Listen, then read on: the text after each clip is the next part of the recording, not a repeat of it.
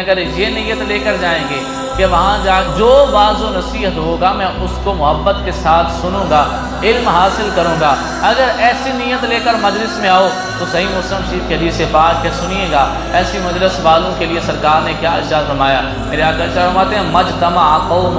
فی بیت من بیوت اللہ، جس وقت امت مسلمہ کے کچھ احباب اللہ تعالیٰ کے گھروں میں سے کسی گھر میں اکٹھے ہوتے ہیں تو پھر وہاں کیا کرتے ہیں؟ یتلون کتاب اللہ، وہ اللہ کا قرآن پڑھتے ہیں، وَيَتَدَارَسُونَهُ بَيْنَهُمْ، اور آپس میں درس کا سلسلہ جاری ہوتا ہے، جس طرح یہ درس ہو رہا ہے، قرآن و حدیث کی باتیں سنائی جا رہی ہیں۔ آگے آ کر فرماتے ہیں نَزَلَتْ عَلَيْهِمُ السَّکِینَۃُ، ان لوگوں پر یہ انعام ہوتا ہے، نَزَلَتْ عَلَيْهِمُ السَّکِینَۃُ، جتنے بیٹھے ہوتے ہیں اللہ تعالیٰ ان کے دلوں کو سکون عطا فرما دیتا ہے۔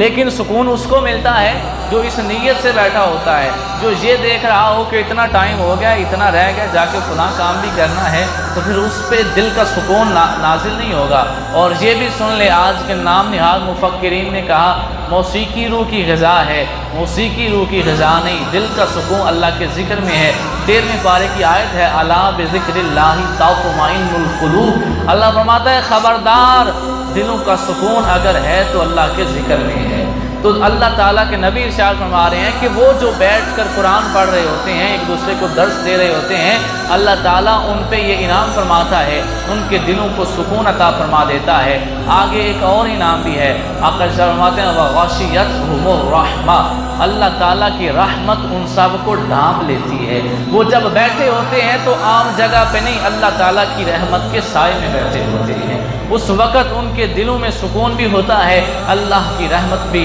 ڈھانپ رہی ہوتی ہے۔ اب تیسری بات بڑی مزے کی ہے، میرے آقا ارشاد فرماتے ہیں وَحَفَّتْهُمُ الْمَلَائِکَةُ، وہ جب بیٹھے ہوتے ہیں تو وہ اتنے عام سے بندے بن کے نہیں بیٹھے ہوتے، وَحَفَّتْهُمُ الْمَلَائِکَةُ، وہ بیٹھ کے اللہ اور اس کے رسول کا ذکر کر رہے ہوتے ہیں، اللہ تعالیٰ فرشتوں کو بھیجتا ہے، وہ اس جگہ کا طواف کرنا شروع کر دیتے ہیں۔ فرشتے ہم طواف کرتے ہیں خانہ کعبہ کا، لیکن جب ہم اللہ کا ذکر کرنے بیٹھ جائیں تو فرشتے ہمارا طواف کرنا شروع کر دیتے ہیں۔ پھر آگے اللہ کے نبی ارشاد فرماتے ہیں وَذَكَرَهُمُ اللَّهُ فِي مَنْ عِندَهُ، اب یہ سن کے میرا تو خیال ہے کہ سبحان اللہ کی صدا سے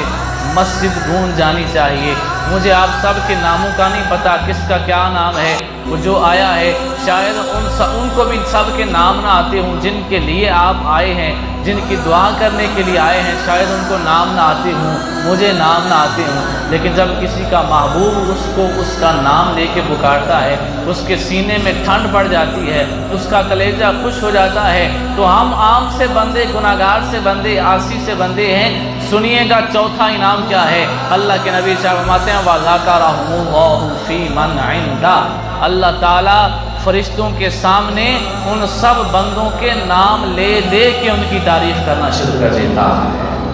سب کے نام اللہ پکارتا ہے، اللہ کہتا ہے دیکھو فرشتوں تمہیں تو کام نہیں نا، نہ تمہاری اولاد، نہ تمہاری بیویاں، نہ تمہارے کاروبار، نہ تمہاری کوئی مصروفیات، یہ ہیں جن کو کام بھی ہے،